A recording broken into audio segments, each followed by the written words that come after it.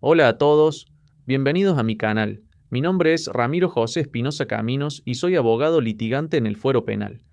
Hoy vamos a analizar un fallo que acaba de dictar el Superior Tribunal de Justicia de la provincia del Chubut. Fue dictado en el mes de marzo de 2026 y toca un tema que está en el centro de todos los debates del derecho procesal penal en este momento: el uso de inteligencia artificial en la redacción de sentencias judiciales. ¿Qué pasó? Muy resumido. Un juez de primera instancia dictó una sentencia. Esa sentencia llegó a la Cámara en lo penal de Esquel para su revisión. La Cámara detectó en el texto del fallo una expresión que consideró característica de una herramienta de inteligencia artificial. Con ese dato como punto de partida, declaró de oficio la nulidad de toda la sentencia y ordenó la realización de un nuevo juicio. El Superior Tribunal de Justicia revocó esa decisión y, al hacerlo, fijó un criterio que tiene proyección para todo el país. Vamos a entender por qué. Contexto doctrinal. Para entender bien este fallo, primero necesitamos tener claras dos cosas: cómo funciona el sistema de nulidades en el proceso penal y qué exige el deber de fundamentación de las sentencias. En materia de nulidades, los códigos procesales penales argentinos adoptan, en general, un sistema restrictivo. No cualquier irregularidad genera nulidad. Para que un acto procesal sea declarado nulo, la irregularidad tiene que afectar una garantía constitucional o producir un perjuicio concreto a las partes. Esto se conoce como principio de trascendencia. La nulidad es la última herramienta, no la primera. Por otro lado, el deber de fundamentación exige que el juez exponga su razonamiento de manera lógica, verificable y suficiente. Eso es lo que controlan los tribunales de revisión: que la decisión esté fundada, no que el juez revele cómo llegó a esa decisión, qué fuentes consultó o qué herramientas utilizó. Y ahora aparece la variable nueva: la inteligencia artificial. ¿Puede un juez usar IA para redactar o revisar sus sentencias? ¿Qué ocurre si lo hace? ¿Ese uso vicia la decisión? Esta es la pregunta que el Superior Tribunal de Chubut tuvo que responder, y la respuesta que dieron define el estándar para todo lo que viene. Razonamiento del tribunal. El Superior Tribunal de Justicia de Chubut tiene una norma propia sobre el uso de inteligencia artificial en la función jurisdiccional. Se llama Acuerdo Plenario número 5435/2025. Ese acuerdo autoriza el uso de herramientas de IA por parte de los magistrados, pero bajo un protocolo obligatorio que exige tres cosas: control humano efectivo, revisión crítica del resultado y anonimización de datos sensibles. La Cámara de Esquel detectó una expresión residual en el texto del fallo de primera instancia. Analizó si el juez había cumplido con ese protocolo y concluyó que no, y de ahí saltó a declarar la nulidad de toda la sentencia. El Superior Tribunal dijo que ese razonamiento tiene un error fundamental. El error está en confundir dos planos que son completamente distintos: el plano de los deberes funcionales del juez y el plano de la validez del acto jurisdiccional. El tribunal explicó que el proceso penal no somete a control los procesos internos de deliberación del juez. Lo que se controla es la motivación que el juez exterioriza en su sentencia. La deliberación es secreta. El juez no tiene que rendir cuentas de los materiales que usó para llegar a su conclusión: libros, precedentes, intercambios académicos o herramientas tecnológicas. Lo que sí debe garantizarse es que el fallo tenga fundamentos racionales, suficientes y verificables. Eso es lo controlable, no el proceso interno que lo generó. Y además fue taxativo.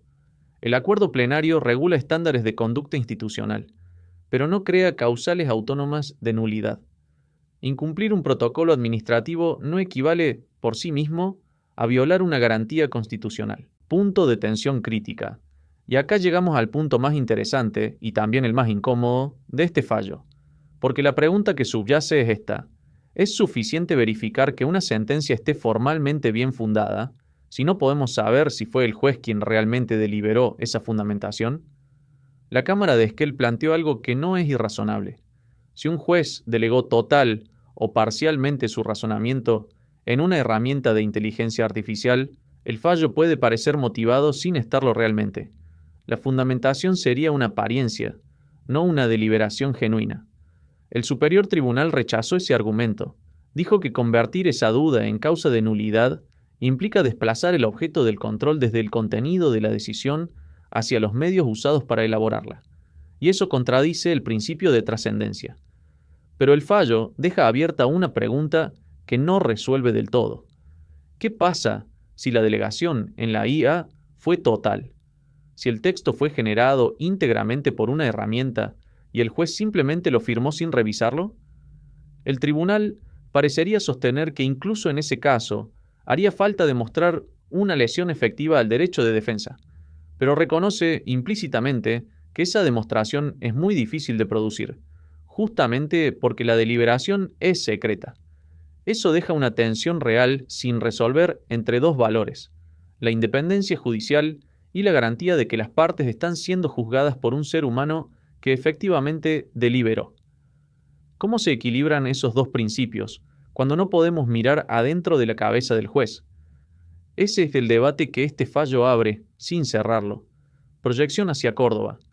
¿Y qué relevancia concreta tiene esto para quienes litigamos en Córdoba?